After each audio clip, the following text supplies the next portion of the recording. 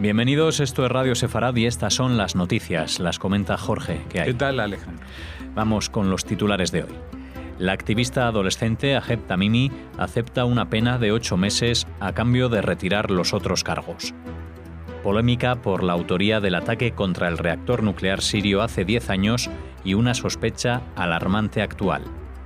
El padre del primer ministro polaco dice que los judíos se metieron en los guetos por propia voluntad. La empresa israelí que desarrolló la tecnología para detectar túneles espera poder exportarla. Estos son los titulares del día. Después hablaremos con Raquel en la agenda cultural.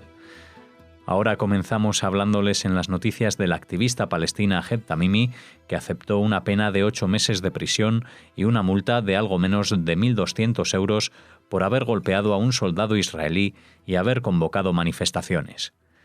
Tamimi, de 17 años, en prisión preventiva desde diciembre, quedará en libertad el próximo julio gracias al acuerdo alcanzado con la Fiscalía Militar de Israel para declararse culpable de algunos de los 12 cargos que pesaban sobre ella y por los que se enfrentaba a una pena de hasta 3 años de prisión. A pesar de su aceptación, dijo de su veredicto: «No hay justicia bajo la ocupación israelí».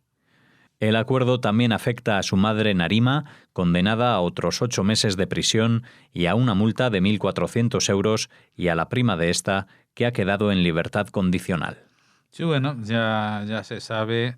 En realidad, Tamimi fue detenida, cuando fue detenida 16 años y en muchos medios occidentales se la trata como menor de edad, que así es como puede ser considerada en muchos países y en muchas condiciones. Pero dentro de la ley militar israelí, la ley que rige en los territorios donde fue detenida, pues ya tiene edad penal. Y por eso fue detenida entonces cuando en realidad iba acumulando ya cargos desde que tenía 8 años. Uno dice, ¿pero cómo puede ser?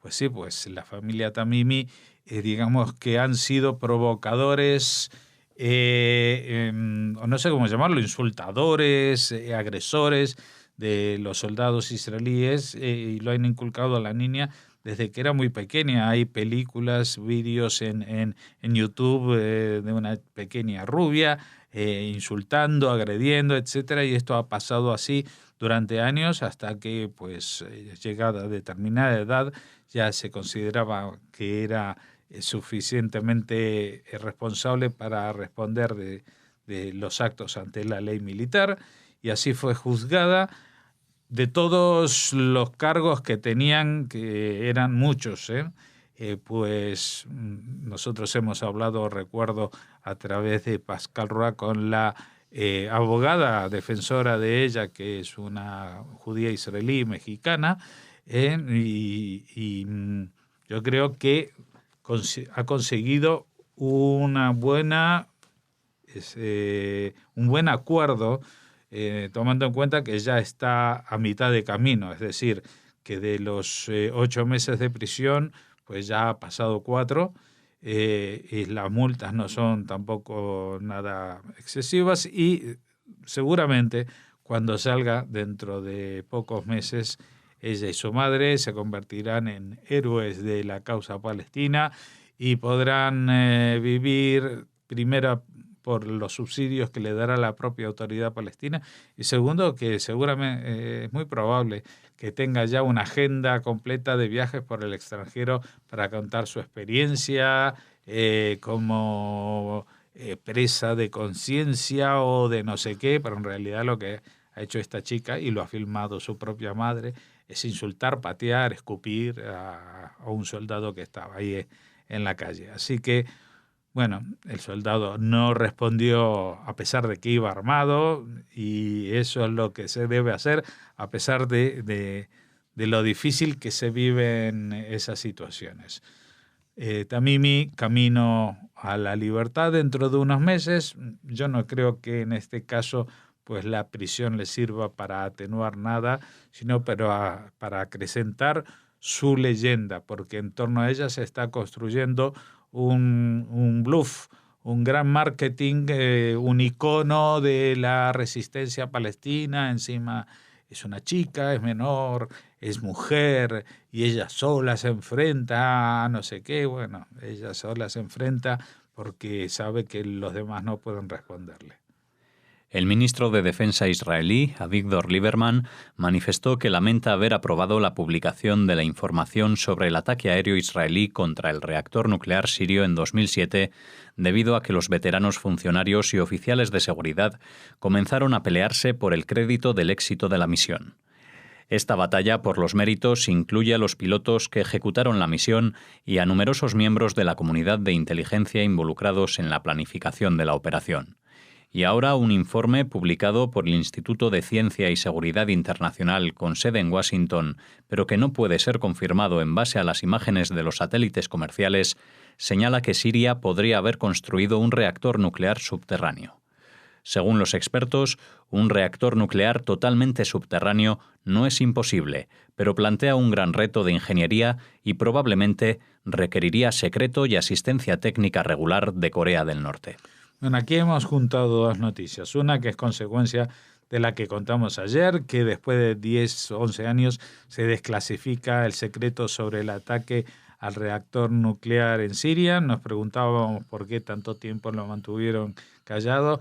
Hoy el ministro Víctor Lieberman se da cuenta por qué, y por qué tenía que haberse guardado otros 30 años hasta que muriesen todos los implicados. No porque ello afectara a su seguridad, sino a todo lo contrario. A lo que afecta es a su ego. Todo el mundo dice, claro, esto, como ha sido una operación tan asombrosa, ¿no? O sea, destruir un reactor nuclear en un país enemigo volando sobre... Bueno, es un operativo muy llamativo, pues ahí todo el mundo se está colgando las medallas estos días. Y se pelean entre ellos. El Mossad dice que fueron ellos, la inteligencia militar que fueron ellos, los aviadores, cada uno dicen que el mío fue y el otro también. Así que el ministro dice que se arrepienten. Ahora, la otra parte de la noticia es algo que realmente lo traigo, aunque por favor tómenlo con pinzas, porque esto huele a fake news. Lo digo porque es muy raro, pero por otra parte ha sido publicado en el periódico Aurora, que es un periódico en español online de Israel. O sea que no lo traigo de Russia Today o de Hispan TV, que ya son fuentes muy poco fiables. Y allí afirman que hay una institución en Estados Unidos, en Washington, un tal Instituto de Ciencia y Seguridad Internacional, que dice que Siria podría haber construido un reactor nuclear subterráneo. Ahora, esto de construir un reactor nuclear subterráneo suena a una amenaza tremenda, pero dicen los expertos que si uno sabe algo de reactores nucleares, es algo que, si bien no es imposible, es muy, muy, muy difícil. Es difícil de planificar, de construir y de que nadie se entere. Es verdad que no es detectable por las visiones de los satélites, porque está bajo tierra, ¿no? Pero que no es nada sencillo hacerlo. Y aquí la noticia menciona que esto podría haber contado con ayudas secretas y técnicas de Corea del Norte, que es lógico, también es plausible que Corea del Norte, pues a cambio justamente del dinero y de provisiones para su pueblo que pasa hambre o lo que sea, pues haya vendido tecnología atómica a un régimen como el sirio. Ese no es el problema. El problema es si los de Corea del Norte, a pesar de haber desarrollado la bomba atómica, son capaces de desarrollar reactores nucleares subterráneos. Lo digo porque aquí esto de mencionar a Corea del Norte justo cuando Israel reconoce que destruyó lo de Siria, me suena a algo que, como decía aquel disco de Nirvana, era It Smells Like Teen Spirit, que olía a espíritu de adolescente. Esto huele a Putin Spirit, ¿no? Esto huele a hackers rusos contando milongas para liarla más en la zona. Pero nunca se sabe. Kornel Morawiecki, padre del primer ministro de Polonia, Mateusz Morawiecki, afirmó que los judíos fueron por propia iniciativa a los guetos porque les dijeron que no tendrían que lidiar con esos desagradables polacos durante el Holocausto. Kornel Morawiecki fue senador. Sus comentarios se producen en medio de una crisis diplomática entre Polonia e Israel que protestó por la aprobación el mes pasado de una legislación polaca que criminaliza atribuir la culpabilidad de los polacos por los crímenes nazis, limitando el debate y la investigación sobre las acciones de miles de polacos que traicionaron a los judíos contra los nazis o mataron judíos con sus propias manos. En 1940, un año después de que la Alemania nazi invadiera Polonia, los judíos de Varsovia se vieron obligados a mudarse al gueto, una zona amurallada de la capital ocupada. Cerca de 500.000 de judíos polacos fueron confinados en un barrio miserable de apenas 3 kilómetros cuadrados. Los que no murieron allí víctimas del hambre o de la enfermedad fueron deportados a campos de exterminio. En la entrevista, el padre del primer ministro también abordó la supuesta complicidad judía en el genocidio liderado por los nazis contra los judíos. Los principales estudiosos del Holocausto rechazan establecer paralelismos entre los colaboradores judíos y polacos con los alemanes, citando el hecho de que los primeros eran prisioneros destinados al exterminio y los segundos eran civiles ocupados que, en general, podían llevar sus vidas cotidianas a menos que violaran las leyes nazis. Sí, como dicen aquí en España, pues éramos poco y parió la abuela, ¿no? O sea, ahora ya con las declaraciones del padre del primer ministro polaco, apaga y vámonos. Y tampoco es alguien que tú puedes decir, bueno, es que es un señor mayor, senil, es iletrado. No, este fue senador. Este es un político de carrera, Morawiecki. Y lo que dice, lo dice porque lo piensa y así ha actuado y así ha educado a su hijo, ¿eh? Y les está diciendo nada más y nada menos que en realidad los judíos fueron y se metieron en los guetos porque les pareció que era un buen sitio para estar. Esto ya lo único que le faltaría por decir, y perdónenme por la ironía tan cáustica, es que los judíos se metieron en los crematorios porque tenían frío. Es que esto es increíble, esto es tan antisemita. Esto que está diciendo es tan antisemita, es tan nazi lo que está diciendo, que otra vez nadie hace 2 o 3 meses se hubiera metido con Polonia, ni los hubiera amenazado fácilmente. Hubieran dicho, bueno, un gobierno de derecha, podrían haber dicho un gobierno de extrema derecha, pero nadie hubiera dicho un gobierno nazi en Polonia. Pues lo que tienen ahora, estos dicen, durante el Holocausto los polacos estuvimos ocupados y no fuimos responsables de lo que se hizo aquí. Bueno, ahora los polacos son responsables de lo que se hace allí en Polonia y están adquiriendo exactamente los tics de los nazis. ¿Qué es esto de que los judíos van a meterse en un gueto a hacinarse para morirse de hambre y de enfermedades? Pero hay que ser gilipollas, y lo digo con todas las letras, porque también están en el diccionario. Y no digo insultos peores porque seguramente aludiría a animales que no tienen el nivel moral tan bajo como lo tiene el padre del primer ministro polaco. Bueno, con esto ya me estoy asegurando y reasegurando que jamás me van a dar una visa para entrar en ese país, pero ¿quién quiere ir a un país donde se dice que los judíos se metieron en los guetos porque querían, que los polacos que mataron por sus propias manos a miles de judíos fueron 4 o 5 casos aislados? Y para colmo de males, también, por si acaso no entendimos el mensaje, dice, bueno, que hubo judíos, que hubo polacos que colaboraron con los nazis, vale, pero también hubo judíos que colaboraron con los nazis. Y como bien aclara la frasecita al final, los estudiosos del Holocausto dicen, no es lo mismo que en el caso de que los judíos que tenían que colaboraron, supongamos que había judíos que colaboraron con los alemanes, con los nazis. En realidad estaban bajo la amenaza de o cumplían o hacían eso o directamente los destinaban al exterminio. Estoy pensando, por ejemplo, en los famosos Sonderkommando, los comandos especiales que en Auschwitz se encargaban de arrastrar los cuerpos de los asesinados en las cámaras de gases hasta los crematorios. Ellos, claro, colaboraban, entre comilladas, muchas veces con los nazis, porque sabían que si no querían hacer ese trabajo, pues simplemente los mataban en ese momento. Era la única manera de sobrevivir.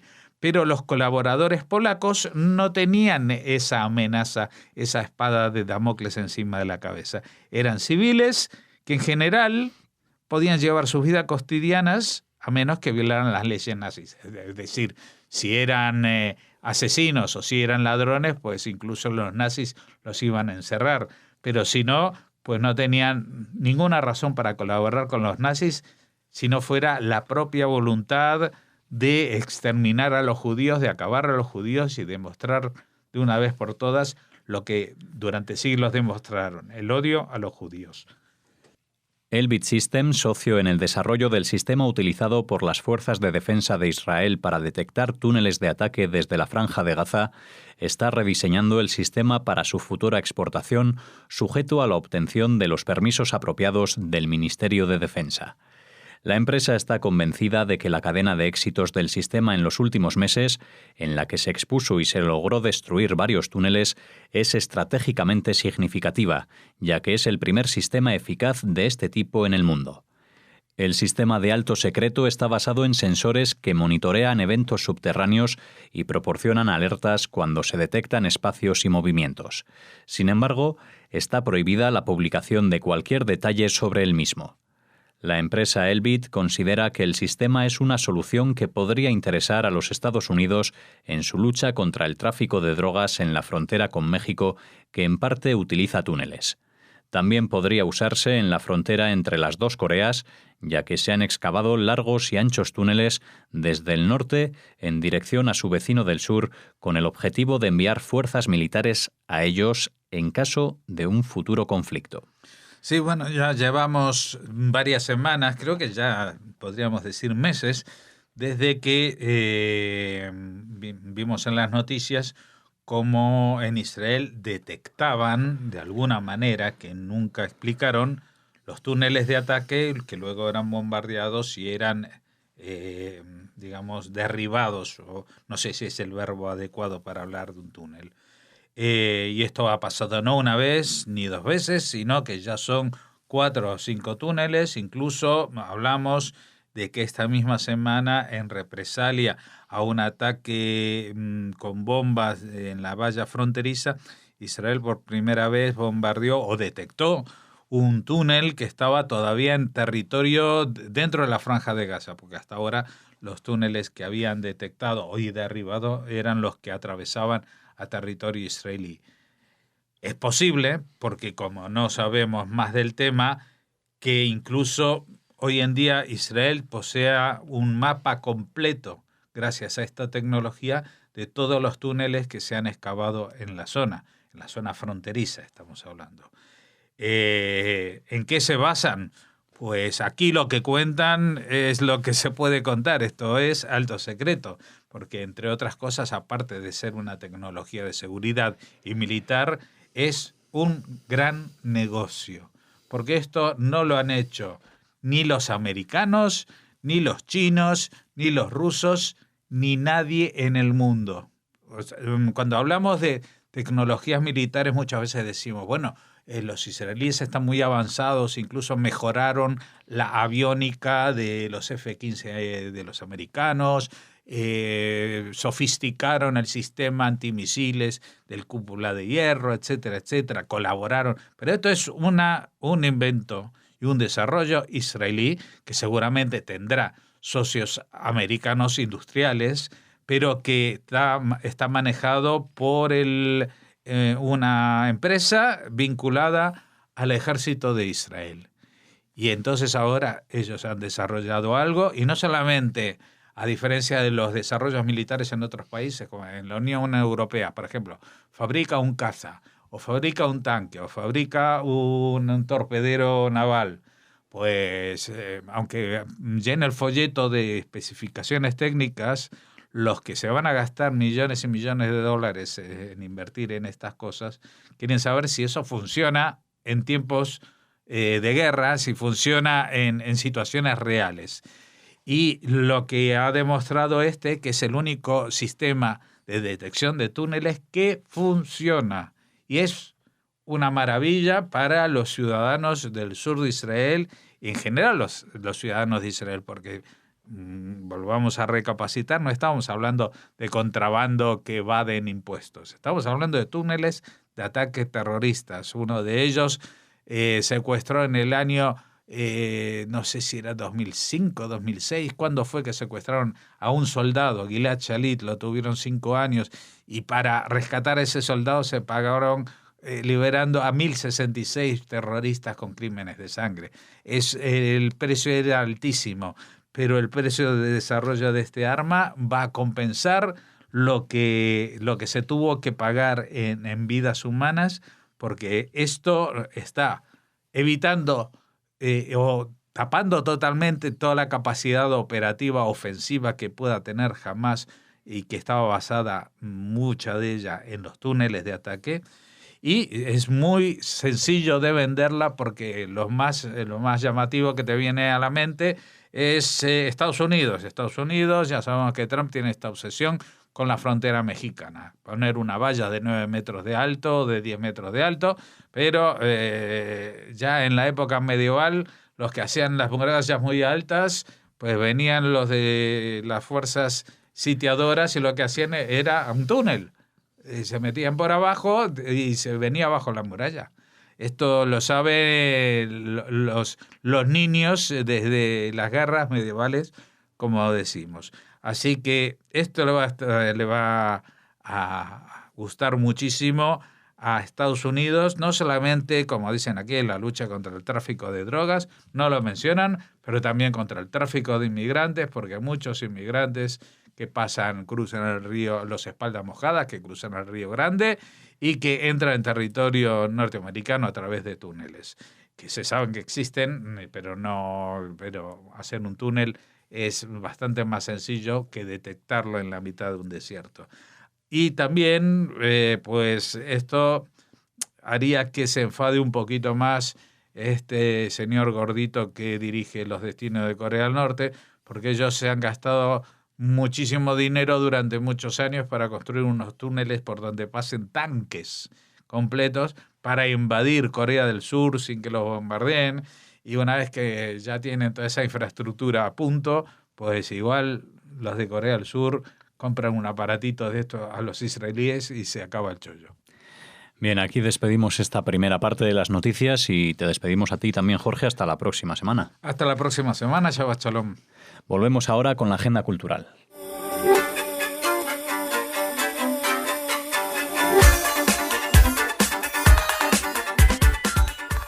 Entramos ahora en la agenda cultural en esta segunda parte de las noticias y lo hacemos hablando de la red de juderías. ¿Qué tal, Raquel? Muy bien, Alex, y saludos a todos. Pues sí, hablamos de la presentación de la oferta turística de la red de juderías que tuvo lugar en Barcelona. Allí se reunieron los máximos representantes de la red de juderías de España y el acto contó con la participación de Luis Bassat, buen amigo de Radio Sefarad, que intervino en este acto que se realizó en su ciudad natal. Barcelona es la única población de la red de juderías en la que reside comunidad judía, también en Oviedo, y su judería fue la más importante de Cataluña, por lo que la capital catalana se ha mostrado agradecida de ser el lugar elegido para acoger el acto. Su alcaldesa, la polémica Ada Colau, ha recibido a los alcaldes presentes en este acto de presentación y ha tenido la oportunidad de dialogar con ellos durante su visita. Se presentó, como les decimos, esta oferta turística de la red de juderías. Durante el acto, Koldo Leoz, presidente actual de la asociación, el alcalde de Estella Lizarra, destacó la importancia del patrimonio, de los sentimientos vinculados al pueblo judío con quien dijo existe una deuda histórica para mantener sus tradiciones, y subrayó la relevancia de la herencia judía como manera de conocer y descubrir las ciudades desde una nueva y cautivadora perspectiva. Así, pues recorrieron las posibilidades turísticas de Rivadavia, Monforte de Lemos, León y Oviedo en el norte, en Navarra y La Rioja las juderías de Calahorra, Estella, Lizarra, Tudela y Tarazona.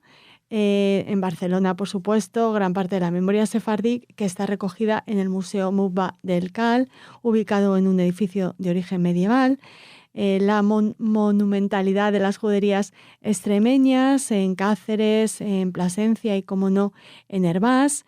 Después hablaron de la presencia judía en Andalucía, en Jaén, en Córdoba, en Lucena. Por supuesto, no podría faltar Toledo, Segovia y Ávila en este recorrido turístico por las ciudades de la red de juderías. Además, se habló de El Viajero como el auténtico protagonista de esa iniciativa de la que ya les hablamos aquí en Radio Sefarad, Descubridores de Sefarad, una actividad que anima a los viajeros a conocer las 18 ciudades que integran la asociación para emprender un recorrido hacia los sentidos, nos dicen, y deleitarse con la cultura y la gastronomía judías a través de este programa Descubridores de Sefarad. Un recorrido en esta red de juderías que abarca gran parte de España, así que pueden visitar muchas ciudades, 18, como decía Raquel en concreto, y hacer unas visitas pues muy interesantes. Sí, y como apuntaban en esta presentación, ver esas ciudades desde otro punto de vista. Muy bien. Y seguimos. La noticia, esta segunda noticia no es tan positiva como la primera, porque volvemos a tener que hablar de boicot a artistas israelíes. En este caso, un boicot que ha tenido lugar en Oslo, en Noruega. Allí un festival de danza centrado en la feminidad y la identidad de género ha rechazado la participación de 6 coreógrafos israelíes, afirmando que Israel usa la cultura para encubrir su trato a los palestinos. Los 6 artistas israelíes que solicitaron participar en este festival, que se llama Feminine Trapper, recibieron copias de una carta de los organizadores diciendo eso, que Israel usa la cultura como una forma de propaganda para encubrir o justificar su régimen de ocupación y opresión del pueblo palestino. Los organizadores dijeron que no podemos, leo textualmente, con la conciencia tranquila, invitar a los participantes israelíes cuando sabemos que los artistas de los territorios palestinos ocupados luchan con un acceso muy restringido a los viajes a salas de arte internacionales y tienen poca oportunidad de comunicar su arte fuera de los territorios ocupados. Los coreógrafos contestaron a esta carta calificando el rechazo de discriminación inversa, afirmando que responsabiliza a los artistas por las presuntas acciones de sus gobiernos. Y se preguntan en la carta, ¿rechazarían a un artista saudí por las restricciones saudíes sobre los derechos de las mujeres? ¿Rechazarían a un artista estadounidense por las políticas estadounidenses con respecto a las regulaciones de prohibición musulmana? Esto escribieron en esta carta, en la que también se preguntan si la prohibición se aplicaría a los árabes israelíes o a los artistas judíos israelíes que viven en el extranjero. Los organizadores de este festival noruego reconocieron haber recibido la respuesta israelí, pero dijeron que no podrían abordarla hasta que el festival terminara debido a su gran carga de trabajo actual. Bueno, pues desde luego es que estos artistas están fuera. Y otra cosa es qué habrá en esa respuesta. Esperemos que rectifiquen y para el próximo año, en próximas ocasiones, bueno, pues este boicot no sea tan absurdo y tan injusto no se siga aplicando. Y terminamos con una recomendación literaria. Muy bien, cerramos esta semana como acostumbramos. Exacto. ¿Con qué libro? Pues con un libro que se titula Hombres, lo firma Angélica Sorondorf, ya saben, la autora de Tú no eres como otras madres, la que fuera esposa de Claude Lanzmann, y llega esta novela que cuenta con, nos dicen desde las 2 editoriales que participan en la publicación, Errata Nature y Periférica, llega con una extraordinaria precisión en el estudio de los personajes y un estilo directo y sin rodeos. En esta novela, Angélica Sorondorf habla sobre la educación sentimental de una hermosa joven que alcanza su madurez entregada a la furia de vivir, sobrevivir y revivir.